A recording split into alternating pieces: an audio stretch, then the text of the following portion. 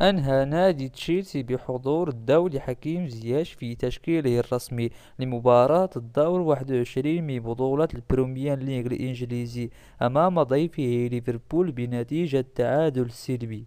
لم تكن المباراة سهلة على اعتبار وضعية الناديين الذين يعانون من سوء النتائج التي لا توازي حجميهما في بطولة الموسم الجاري. فبدأ زملاء حكيم زياش شوط المباراة الأول جيدا، وتمكنوا من تسجيل هدف التقدم في الدقيقة الثالثة، وكان مصدرها المغربي زياش، إلا أن حكم الفار رفض الهدف بدعوى شرود المدافع البرازيلي تياغو. وتولت عرضيات حكيم زياش داخل منطقة ليفربول، بعضها كان الحارس يتصدى لها، وبعضها لم يستغلها زملاؤه، خصوصا كي هافيرز الذي توصل بتمريرة حاسمة من زياش والتي فشل في استغلالها. الشوط الثاني انطلق بقوة من جانب ليفربول الذي هدد مرمى الحارس الإسباني كيبا بمحاولات تعامل معها خط الدفاع بذكاء.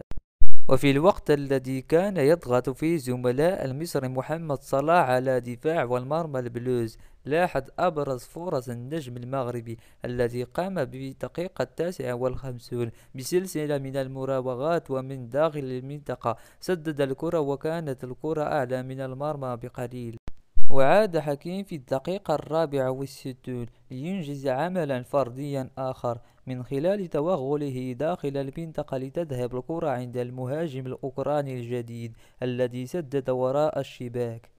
وهذا اللاعب لم يستغل في الدقيقة 72 تمريرة ساحرة من زياش، حيث لم يتعامل معها بشكل جيد رغم انفراده بالمرمى. ومع التغييرات التي قام بها المدربان، نزل الإيقاع في العشر دقائق الأخيرة من المواجهة، وانتهت المباراة بتعادل دون أهداف، وتألق فيها النجم المغربي الذي خاض دقائقها كاملة.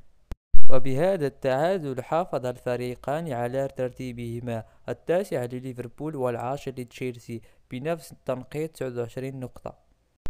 وحصل الدولي المغربي على أعلى تنقيط 7.1 كأعلى تنقيط في تشكيلة البلوز. وفي الختام نتمنى التوفيق لجميع المحترفين المغاربة. في أمان الله ومع السلامة.